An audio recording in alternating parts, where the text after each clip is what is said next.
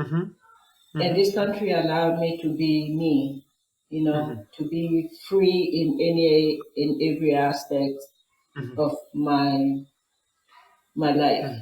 Mm-hmm. Mm-hmm. Well, as I Mm-hmm. say, free. Mm-hmm. Mm-hmm. Mm-hmm. There's You a know, little. that's a lot to unpack there.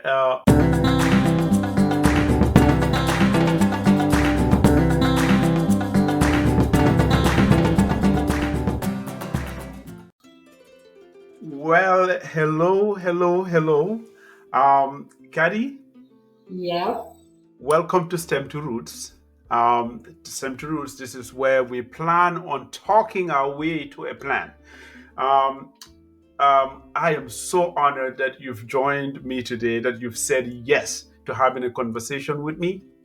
I've known you for a long time, but obviously, my guest and the people that listen to me don't know you at all. I want to leave you to the introduction part. Can you tell my audience who you are?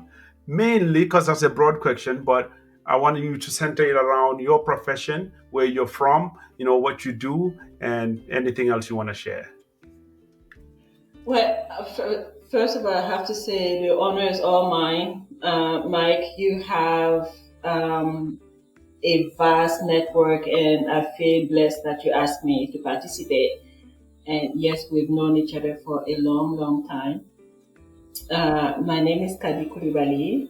I'm from Burkina Faso, and I've known you in Senegal when we Yes. attended Suffolk University 20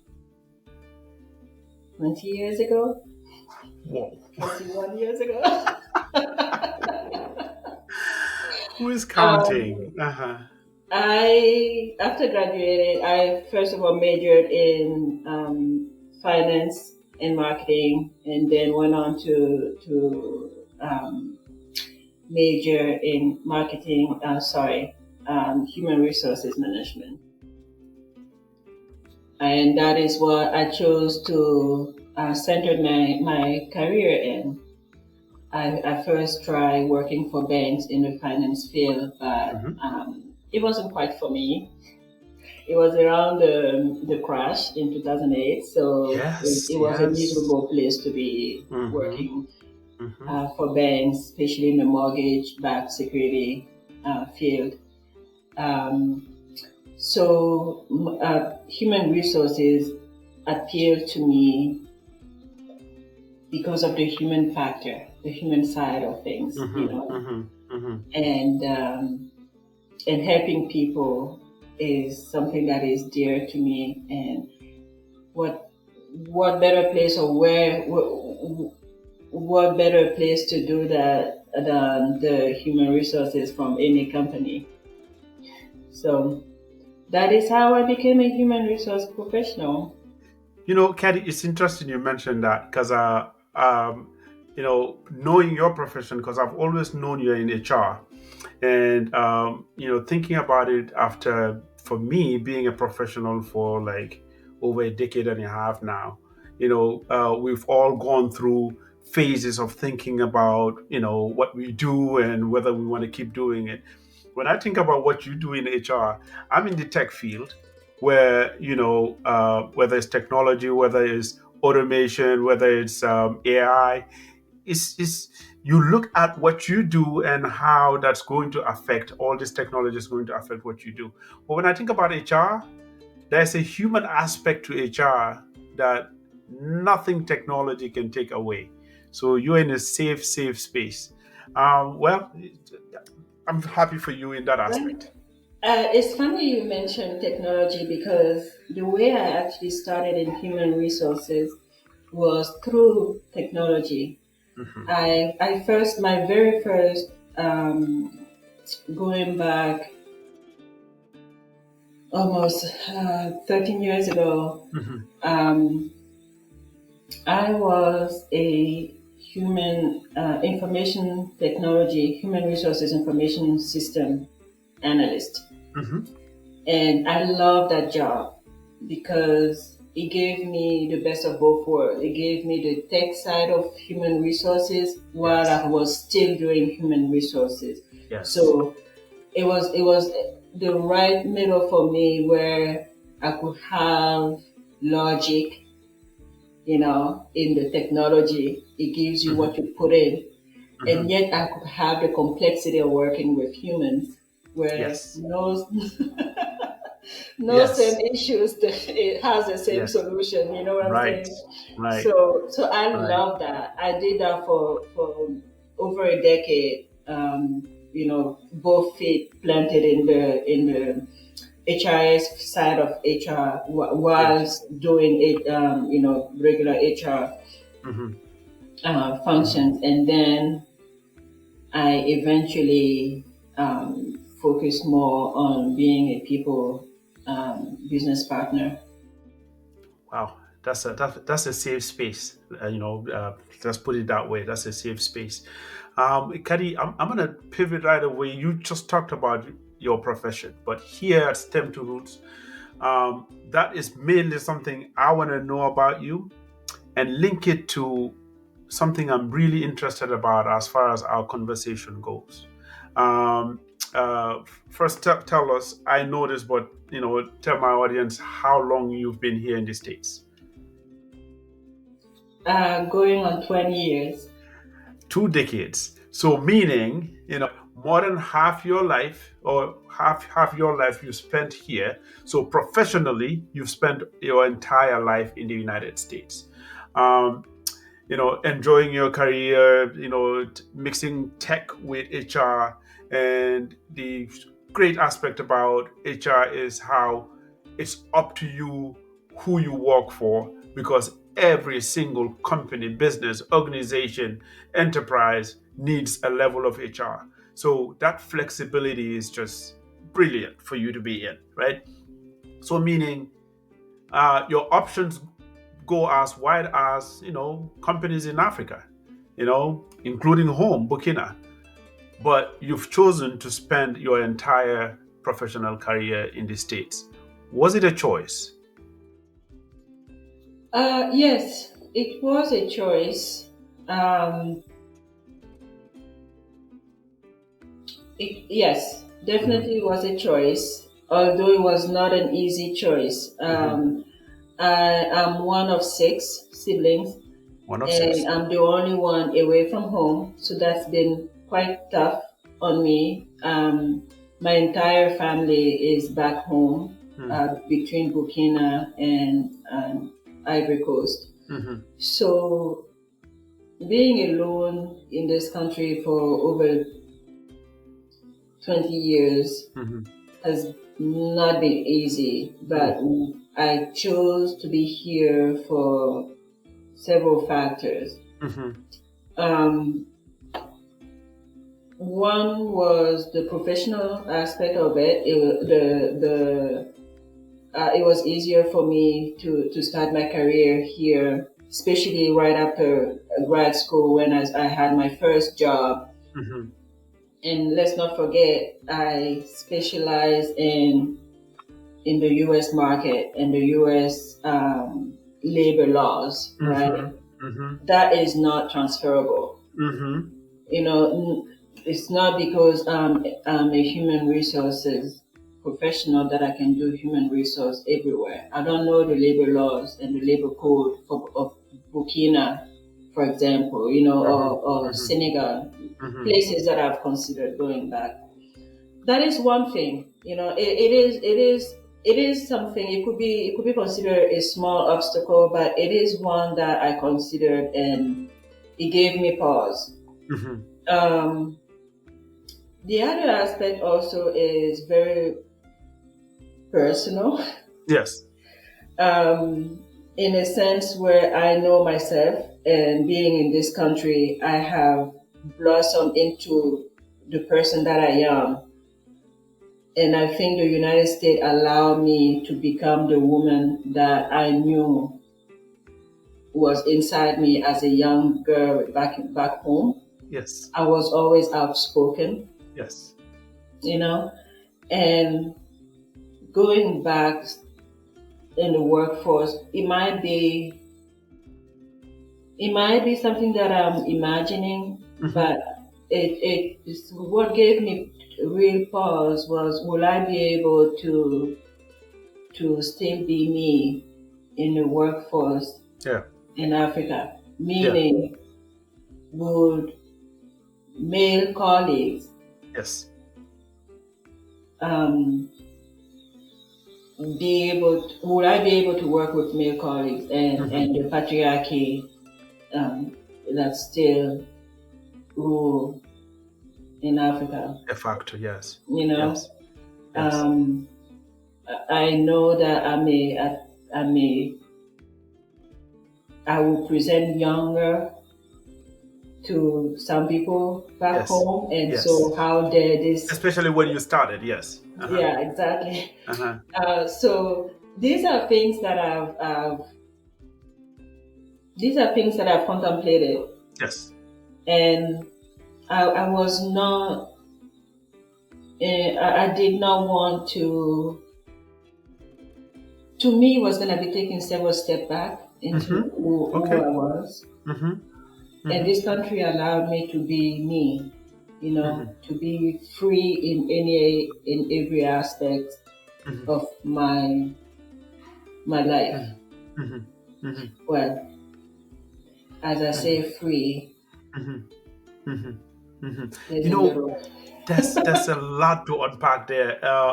You've touched on aspects of this. So, from professionally, you wanted to, when you were choosing this career, when you were getting into it, what you studied on the HR front, labor laws and labor codes, and of the United States. That actually was already putting you in a place where, to maximize the benefit of your education, you know, you were setting yourself up to live here. Uh, that side is clear. What I'm more interested about is something you mentioned, right, which is the social aspect of things, right? Again, I have to be transparent here. I've known you for a long time. You're not one, that will, buck to somebody else's like stance or opinion and stuff. I want to emphasize that when you started at that young age, whatever workforce you would have joined, and just this part of me is just, hopefully it's not just speculation, because I know, because I'm from Africa too. You would have joined a workforce where uh, um, anything that has to do with your professional career, and you have somebody you're working for or working with that wants to infuse, hey, I'm older than you, or they don't talk to me a certain way or respect me a certain way, things that are important for us at home in Africa, but professionally you want to segment the two. Is that a part that you really, really thought about, and how has that affected you culturally? I did think about this a lot, Hmm. only because even growing up, Yes. and I'm the only girl of, I have five other brothers, and I'm the only Oh. girl, and I'm the second to last. And growing up, I was Hmm. so strong minded. Um, I remember my mom would always tell me, you can't act like a man.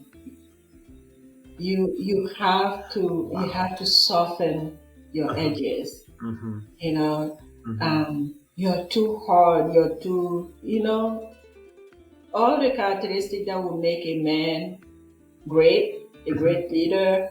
You know, Hmm. but in me, it was deemed um, inappropriate, Hmm. Hmm. and that affected me deeper than I knew back then. Right. You know, Hmm. uh, Hmm. and so to a point where when I came here and Hmm. was able to, I had to grow up by myself. You know, Got I it. I had to be my own guide, my own. Hmm. I grew up in this country. I grew up in Yes. in Yes. every way. in Hmm. this country, you know, That's true. and by Hmm. myself, away from mom and dad and my Yes, siblings, my big brothers. got it. And so it was hard for me after so many years of making myself to go back to that, I hear you. you know. I hear you. Hmm. So Hmm. let me tell you something. Yes. It took it took me.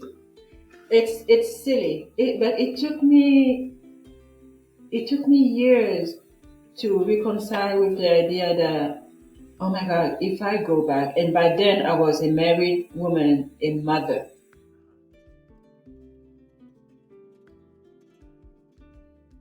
By going back home, I was gonna Yes. turn back to be that 19-year-old that left home. I was gonna go back to my little girl's bedroom. Mm. I was gonna have to even ask permission to go out To go out.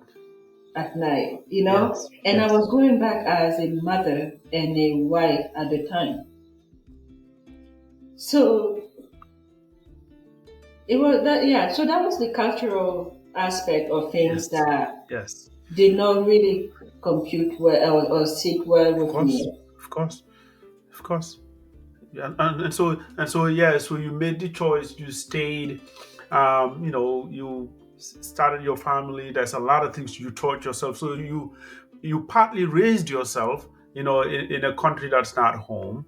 uh, uh, and years later, 2 decades now, do you have any regrets that you made this choice? No.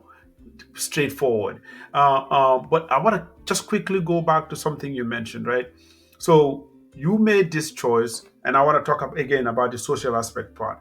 Uh, you had something to compare it to. Hey, it will be different in the States. So here in the States, you've been a professional for this long. Um, have you experienced anything that is like what you described would have been the case at home socially?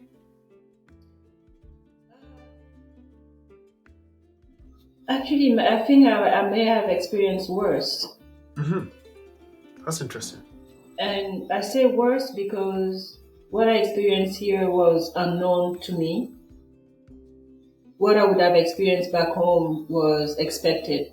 Yes. If Yes, I you, get it. I get yeah, it. Yes. Yes.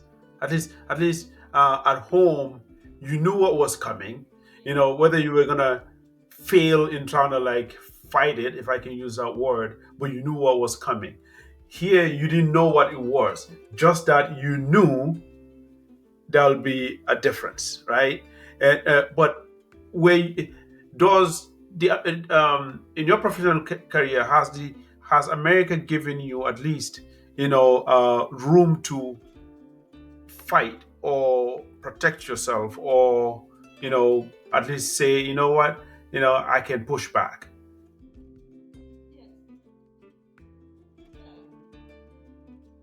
Okay. I went on, I want to say the first 15 years Mm-hmm. of my time, my life here, Mm-hmm. sheltered. Mm-hmm. And when I say sheltered, Mm-hmm. I've never been directly or indirectly subjected to Mm-hmm. racism, for Mm-hmm. example, or, Mm. like no one ever told me go back where you come from. Yes. My accent has never been brought up in a negative way. It's Got it. always, it always, it always initiated conversation from a Mm-hmm. curiosity Mm-hmm. Mm-hmm. standpoint. All Got right. it. Mm-hmm. Um, the last 5 years or so, things started to change, and I think it started to change as I was moving up the ladder. I see. That's when I started to see the ugly side. I started having my own personal experience of those stories that I was only reading about, or hearing about in a workplace, in a um, workplace. Mm. from managers and whatnot. Mm-hmm. Um, and I have to say, it was, in a sense, it was really hard. It was harder Mm-hmm. to take it than, Yes. um, although I don't know how it would have been back home, if I had Yes. experienced what I was fearing. Right. But Right. I guess I was already in a state of mind here when I started experiencing those that didn't. I was not prepared to handle it.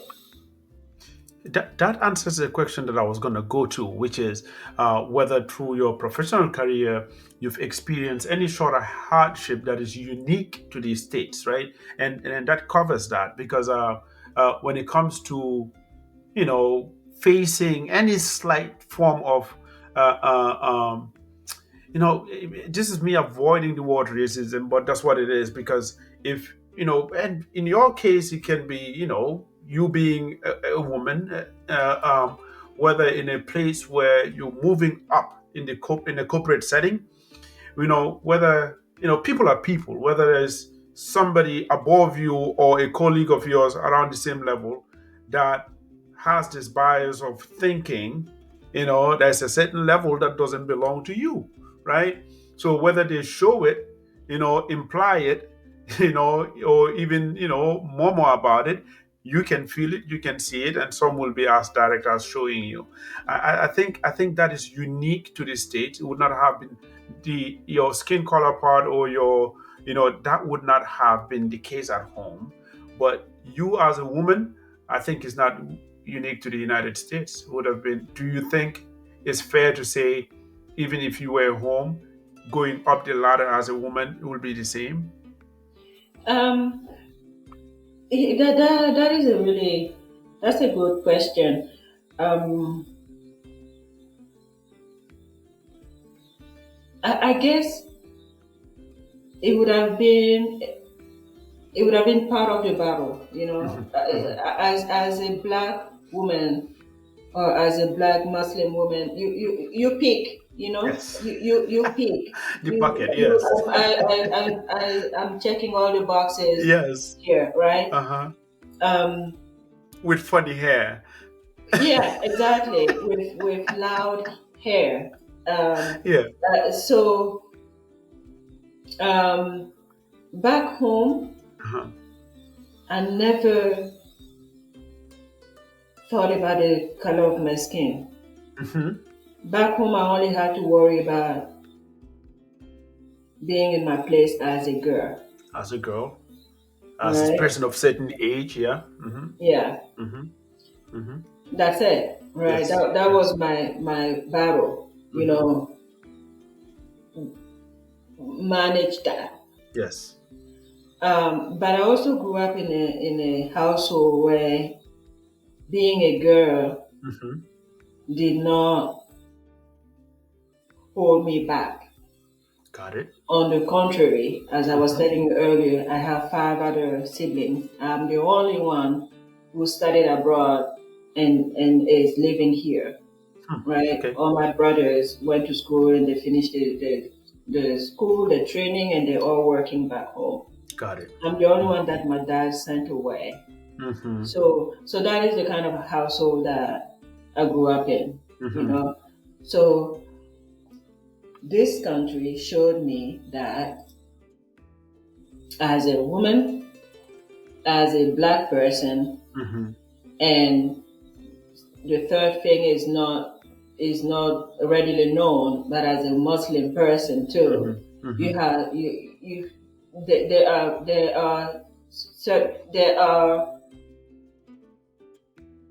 a little bit more battles to fight, to Mm-hmm. get ahead. I hear Um, you. Mm-hmm. but Mm-hmm. at the same time, I still Yes. felt for the first 15 years at least, Yes. I still felt like I was given the same chance and I was given the same opportunities as everybody up to a point, Up to a point. Up to a you point. know, Yeah. up to Mm-hmm. a point. Mm-hmm. And that's where Mm-hmm. I started seeing the difference. How my contemporaries, some of my contemporaries with blonde hair and blue eyes, were progressing faster and they have more fluidity, you know, more opportunities Yes.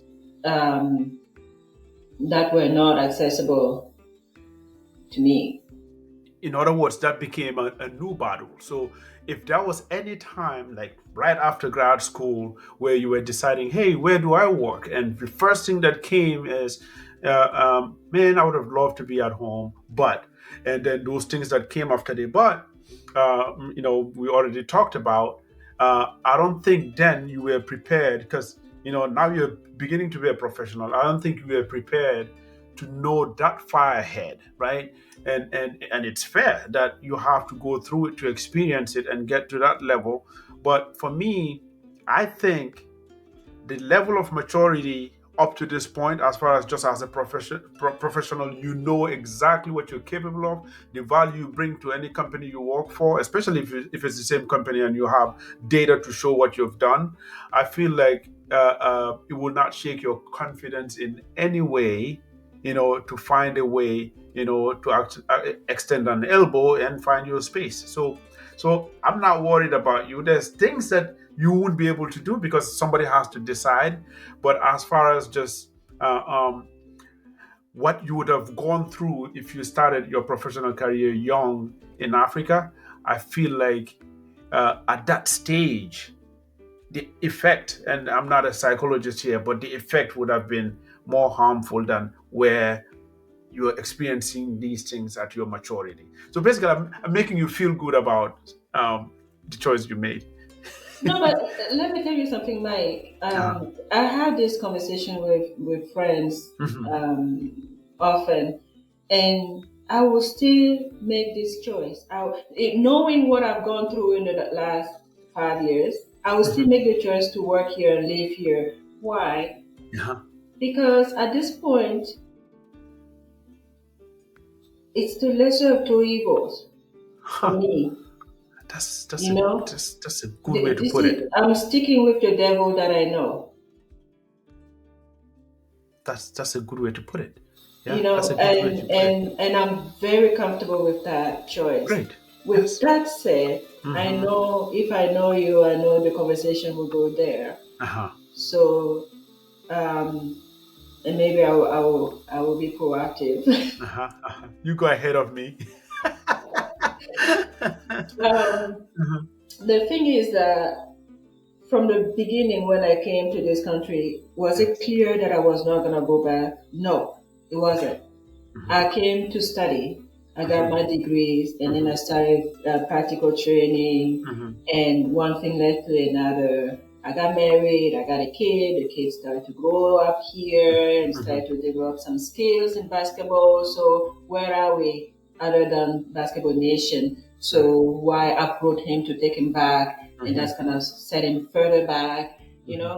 So there was my personal situation. There were a lot of things to consider. Mm-hmm. That's one thing after the other to make me comfortable with my choice of staying here. But it Mm-hmm. wasn't always clear. Mm-hmm. And one thing that I also wanted to make sure was to how do I pay it forward? Mm-hmm. How do I not become another statistic? How do I not become another brain, African Mm-hmm. brain that left? Mm-hmm. Mm-hmm. So when my first so well at school you go to many jobs, right? Yes. Yes. So I'm not counting those. I'm counting my first real job where I stuck with for 11 years. Mm-hmm. Why did I go for that company? One of the major reasons was it was an international non-for-profit Okay. and they had a strong presence in Africa. Mm. So somewhere, somehow in my mind, That Hmm. was my way of contributing via an employer that was Uh-huh. doing great work back in Back. Africa, Yeah. you know, Hmm. Hmm. and tangible work, you That's know, great. Yeah. tangible work. Uh-huh. You can trace the work and the opportunities that we've created. You can actually go back and see human beings that can say, yes, I went through this program through that organization, and here I am now. I have my own business. I started my own business. I can support my family, my community, you know. So that was That's really interesting. important to me. That's And interesting. I Yeah. don't need to go back and be in the trenches to Hmm. feel like I'm giving back, I you hear you. know. Hmm. It's not for everybody. There's many Yes. ways, as far as I'm concerned. Yes. There's many ways to contribute, and that was my way to contribute from far away. Kenny, and you're right. You went way ahead of me because you know I was going to go there. You have found a way in your professional career to still feel a level of connection to home. And I think that's a great one. Our conversation is so interesting, but at this point of our conversation, halfway through, this is a part where here at STEM to Roots. We are very, very curious to learn. Me, as the host, this is a very important segment for me, which is I want you to teach me something, or tell me something, or give me a certain information that you think I do not know. This can be in just 2 seconds, then we'll go back to our conversation, or however long you want to take. Is there anything you think I don't know? And if you're right, I'll let you know. There are many things that you don't know, Mike. Fine, pick one. You better get it right. Oh my goodness, what do I? Okay, so I want to give you two. Uh-huh. I'm hesitating between two right now, Uh-huh. but because of the topic of the conversation, us Uh-huh. coming here 21 years ago, Yes. I wanna stick with that Okay. topic. Okay. Um, Uh-huh. and so, one of the first things that I did when I landed here was to go to Walmart. So this is a fun story. Okay, Okay. I'm not smart enough to teach you anything, Mike. You're so brilliant. So I'm Stop it. gonna go with a fun fact. Tell me, I'm interested. Yes. So I went to Walmart to shop for what would have been my first apartment. So I was gonna go get some pants and pillows and whatnot. Uh-huh. And my friends gave me, directions how to get there and then how to call the cab Uh-huh. and then get back with my bounty. Yes. So I went shop. I don't know if you know, I came here in December, in the Yes. middle of the worst winter they've known at the time. Hmm. And it was super cold, my first time with the snow. Yeah. So after I shopped, I got out with huge shopping bags and called a cab, and the cab pulled up in front of me. I jumped in with all my stuff. This is 2004, 3. Well, I jumped into a police car, Mike, with all my shopping bags. I thought I jumped into my cab. He pulled right in front of me. I jumped into a cop car With your bags. with all my bags, and I'm rattling my address, which I had to learn to say in one breath. And the guy is saying something, and I'm like, oh, he's probably not getting. He's, Yes. he's not Let me he's not repeat. getting the address with my accent. He's probably Yes. not getting it. So Yeah. I repeat the address over and over, Yeah. and then he's saying something still, and then I stop. Yeah. At this point, the cold is seeping through. So I'm like, just stop, breathe. What is he saying? He's saying, this is not a cab, man. He just jumped into a police car. This is a police car. And as he's saying this, Yes. I'll be taking you to the wrong place. Yeah. he pushed back to the store. He said, if you call one, why don't you wait inside the Inside, doors where where it's it's warmer, warm? yeah. Uh-huh. And I turn it on and I look at the doors it's pointing out, Yeah. and everybody in the store, they're all standing, their face plastered to the glass, looking Yeah. at me. What Yeah. is this girl doing? Yeah. How did she jumped into a cop car? I swear to you, I did not go back there. I prefer to like stand Wow. there in the Wow. cold. I'm like, I Wow. am not walking back into the store and facing all these people. All these people. Thank him. I got out with all my bags, closed the door, and then waited for my cab. I didn't even turn back. My God. Oh, oh, man, what an experience. We've all gone through a certain level of like not only culture shock, but this cold thing, Boston, Mass, we all share that same story where we went to Boston in the cold. I came January 2004, January 10th, and it was, whew, that same winter. It was freezing. Wow.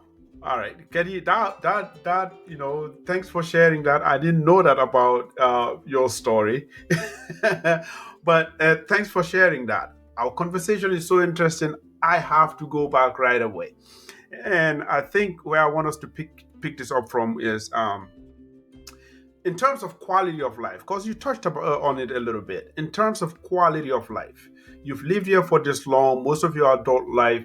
You owned your space, you decorated your space, you took care of yourself here. Basically, you grew up here in the States, as far as just from things to space to like personal items that you can call your own.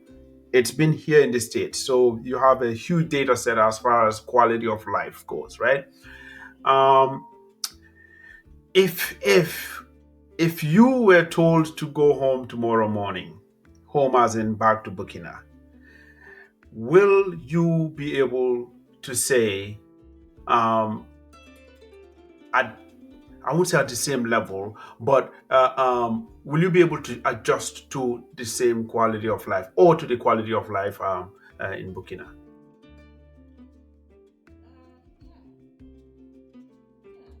Mhm. I have friends that my contemporaries that who stayed back home or went back, they have a great life. Mhm. They live better. They definitely live better than we do here, Mhm. with Mhm. less stress and more work-life balance Mhm. and family time. So yeah, I think that quality of life will be better if I go back home. Mhm. Mhm. Mhm. But remember, to me, it comes down to sticking to the devil I know. I hear you. You Yes. know, Mhm. I understand life here. I know Mhm. how to navigate life here. Mhm. And as you said, all my adult life's been here. When Yes. I left home, I was a Yes. little girl Mhm. where mom and dad were doing everything for me Right. and taking care of everything. Mhm. Mhm. So to a point where I've gone back several times, right? And these are silly things. But Mhm. I, Yes. I don't Yes. understand. I don't understand the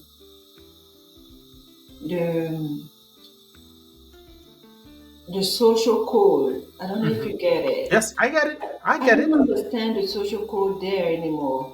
You Yes. know, like a simple example. Mhm.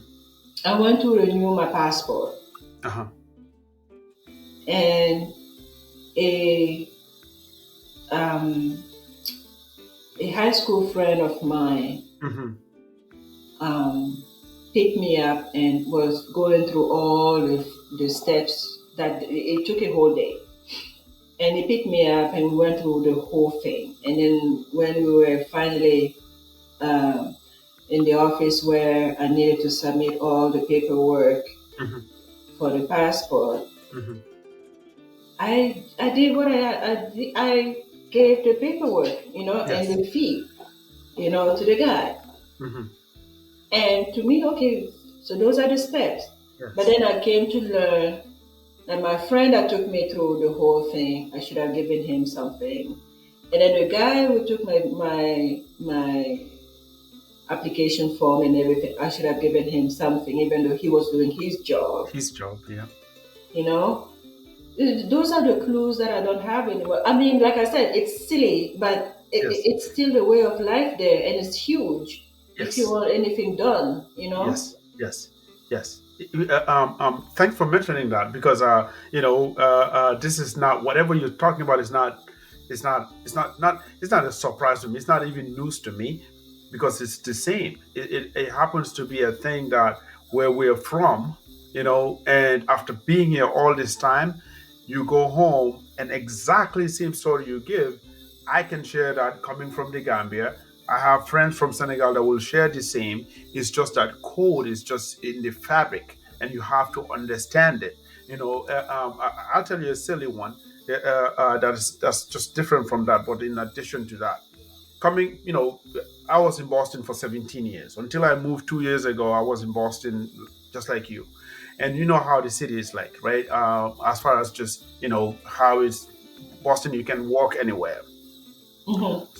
So, without even mentioning it, when you're walking, a street as busy as Park Street or Tremont, wherever you're walking, you won't bump into anybody because in your head, in your mind, you know to stay right, to veer right when you're facing somebody, and that flow. These are simple things, right? So I remember going home. The first time I actually went home, it was 4 years after I was here. I had already changed and adapted to that, right? And I was home. I was walking in the city in Banjul, in a very busy area, and I kept staying right.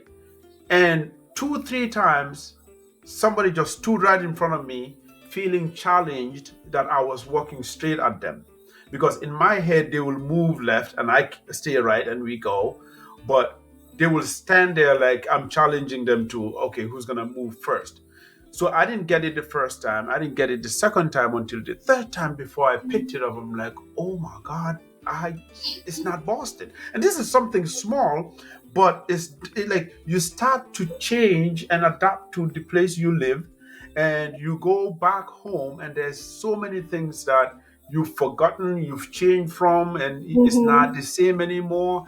And it's hard to live by, right? Yeah. And it's not the end of the world, but these are adjustments that become necessary, and Yeah. sometimes it can be inconvenient. And you're right. These are little things, and yeah, if we were forced to, yeah, of course we can adapt Of to it, course, of course, of right? course. You Yeah, you you yeah. just you learn the tricks, and it's not like we don't have a great support system there to Oh, guide we us do. through it. We do. There's We're all from there. that, Yes. but again, it comes down to the devil, you know. It's true. I It's true. like my personal space. To me, Yeah, it's like exactly. it's not something that I am not used to people Yeah, breathing down my neck. And that yeah, was one of the first things that was a shocker to me when I went back home. yeah, How little yeah. care that they give to personal space. Like I Oh, was in none. a supermarket Yeah, yes, and I was about to pay, yeah, and this person was breathing literally down my neck with a view directly into my wallet while I'm yes, counting money. And I kept yes, turning around like, yes, dude, yes, like, do yes, you mind? I can yes. literally. And poor guy wouldn't even realize why. And I know this again because I'll tell you this story shortly. I went to a convenience store, a convenience store like a mini market, we call them in Gambia, and I bought something. And when I headed to the counter, somebody was checking out. And when I saw them check out, I gave them personal space. So I stepped aside to wait for them to check out before I step in. So somebody came into the store and grabbed whatever really quick, came, walked past me, and went right behind this person who was checking out, so close, and was just standing there.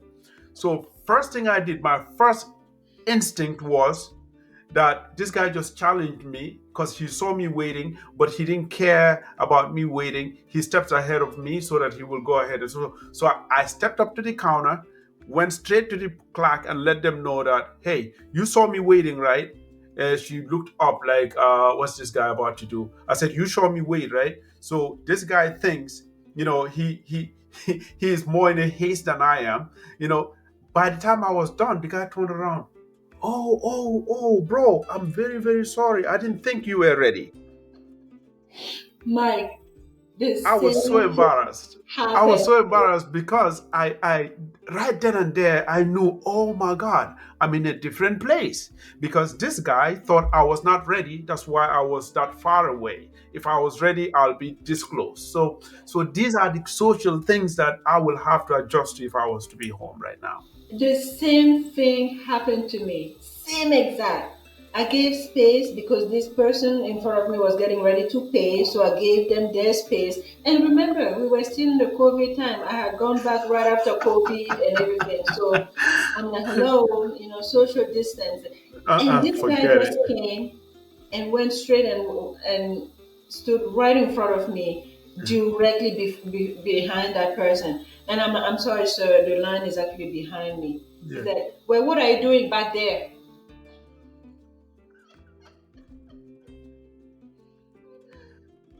I have no business being so close to her. I'm giving her her space. So Yes. please stand behind me. And Yes. he was like, like talking under his beard the whole Yes. time. Yes. And Yes. I'm like, dude, you're gonna wait your turn. Yeah, yes, that's the thing. So it's just a different space, different place, and like you said, and before I move on from this, I want to make it clear that if we were forced to be home right now, just like we adjusted to this place that we now call home because we've been here this long, we will adjust back. A perfect time to actually go to something that you mentioned earlier because I can relate. So are you the only girl out of the six?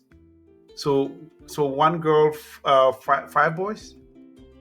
So I come from a family of one sister with four boys. She's the oldest. So unlike you, she's the eldest. Um, I came here as the my parents' eldest son, right?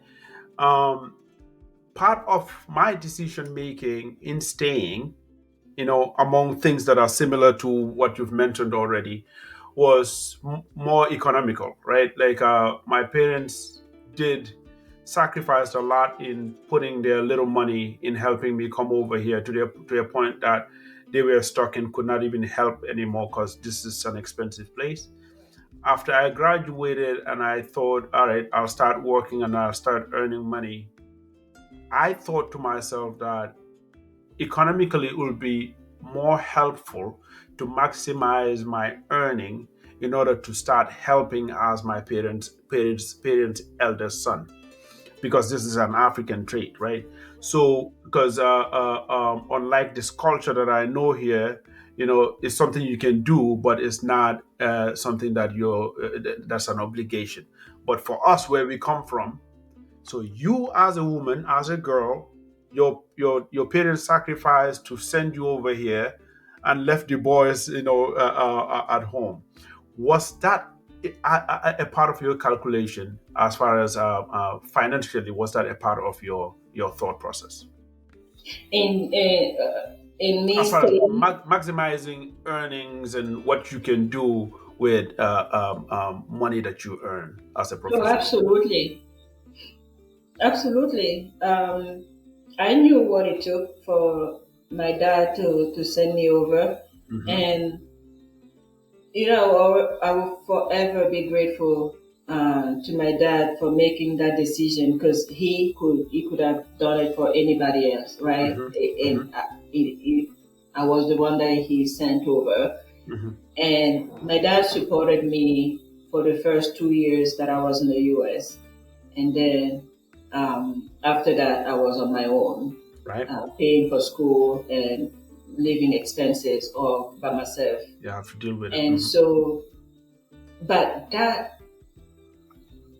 that moment where he made the decision to send me, and I knew what it cost to Hmm. send me over while Hmm. he still had a full house Hmm. to care Hmm. for. Hmm.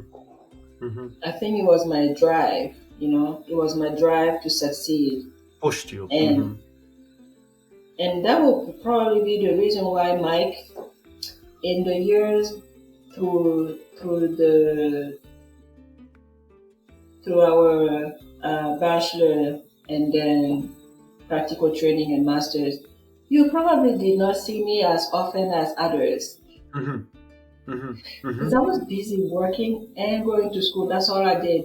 I hear you. I worked and I went to Hmm. school. I worked Hmm. and went to school. Do Hmm. you know that I graduated with you in 2006, right? You know, you graduated before me because I came a semester later than you, Ah, and right. I was So out I for a little graduated, bit too, yeah, with the class because of of finances. 2006, Yeah, yeah, yeah, yeah. and I got a white sheet on graduation day because I was still paying for school, and I received my degree in the mail uh, the next year in September. So no, actually, probably. So that was 2006. Yeah. So in 2007, September 2007 is when I got my degree in the mail after I paid the last cent to the school. Hmm. Hmm. Hmm. And with a girlfriend of my own, I can say her name, with Yeah. Pauline, Hmm. Hmm. we joke that we don't know spring break. I don't know what spring break I is hear because you. I've never been on I hear spring you. break. I was too Yes. busy going to Yeah. school and studying Hmm. and working to pay for Hmm. school. Hmm. But like it made me who I am. You learned something It from it. made Yeah. me into the person that I am today. Hmm. And I go back to the to paying it forward and giving back. Hmm. The reason I have this drive is because I want to be able to support my family. Hmm. You know, I want to be able to to do things that like just make them proud. Hmm. You know, Right. um, when a family member reaches out to me at their week's end and I'm able to help out in any way, it's It's fulfilling. such a Fulfilling. pleasure. Right. You Right. know, it's Hmm. such an uplifting joy to do Hmm. it. Hmm. Yeah, especially immediate family, and where we come from is family and friends and neighbors and stuff. I hate looking at the clock and thinking about the fact that our conversation is going to end soon, because there's just so much to talk about. We are talking, and I'm thinking about so many different things. But I want to talk about something that's important. You came here, you started family, you have a brilliant son that who has a drive to be in sports, to be playing basketball. So you've gotten to a point where this is partly a question and a statement. You've gotten to a point where not only is everything you do selflessly has to be about him, but like you said, you mentioned this already. If he's interested in basketball, where else but the states to help nurture him and let him grow and learn. This is the place to be. Does that mean, Kady, that as far as home goes, you know it's an extended time now that you have a growing little man? No consideration of st- No, being in actually, Burkina long term. no, because my son is a freshman now, and I'm looking at 3 more years, and he's out of high school and off to college, and that to me will be the time where I can go wherever I want. You I know, hear you. I that hear that you. to me is the time. It is the time frame that I have. Yes. After Yes. that, like I said, he's a freshman in 3 years. He's gonna graduate from high school and go off to college. Then And during I that can I time, you can you can do have more whatever. I flexibility. can relocate wherever I want. Right now even moving is a tough decision because he likes this town. It has to be this town or this school because they have a Right. great basketball program. So Program. Yes. my life is governed by his. That's fair. Mm-hmm. And and Mm-hmm. and and I'm happy to do that because I see Yes. the pleasure he Yeah. has with Yes. with when he plays. And so yeah, we I'm gonna continue to do what I can um, until he's off to college, and then from there on I become free to move around. Brilliant. No, that's true. That's true. I didn't think of that, but that's very, very true. You have time for all of that, and it's coming soon. But he'll be in the NBA where you'll be going to too many cities, to watch this young, brilliant boy play. And Uh, hopefully he will be uh, able to pay my plane ticket from wherever in the world I am to what do you mean, fly me hopefully? He back and will. forth. He will. Let's speak that into existence. He will. We already see it in him. Kady, as we close, that's just something that I feel like this conversation warrants us mentioning. I will hate that we will close in something that is slightly, I won't call it dark, but like I wish this is something we talked about earlier, which is we come from a place where, um, like, I remember because I actually even checked the date right before we spoke because I was thinking about it. Civil unrest, right? Like 2014 was when there were that civil unrest, the protests and stuff in Burkina. Do you remember that 2014? For somebody that is from there and you have your entire family there, were you worried about what was going on, not knowing where that was going to lead? Oh yeah, Hmm. absolutely. And I still worry to this day because things are so bad in Burkina right now.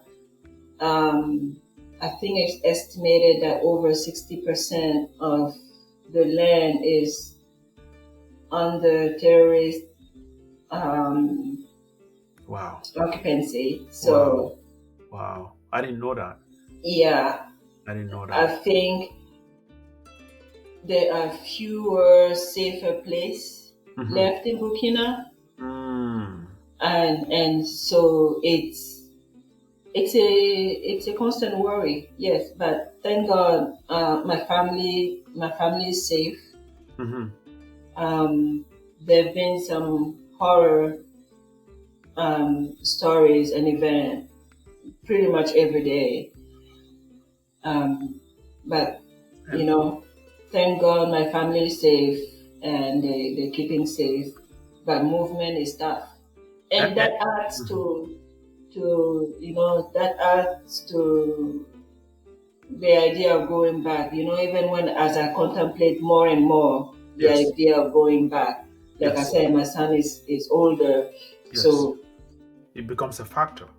And that's why I mentioned it, because for some that is so important, safety and like we're here in the States, and this is where I would have mentioned, like, there was an unrest 2 years ago, January 6th.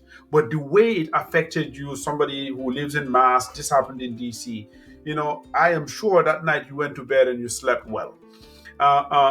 Because there's a difference. There's a difference there where we come from when there's civil unrest. The way it affects us, even you here, when this was happening in 2014, where you had your entire family there, I don't need to ask you to know that the difference in how it affected you is different. And this has to do with the fabric of the country, the size, how one civil unrest can affect a country longer than it would have here in the States. And that's why I brought this up at a time like this. I hate that we will close on something that ugly, but a lot of people made the decision to actually stay or be away from home because we're somehow prone to just shakeups like that.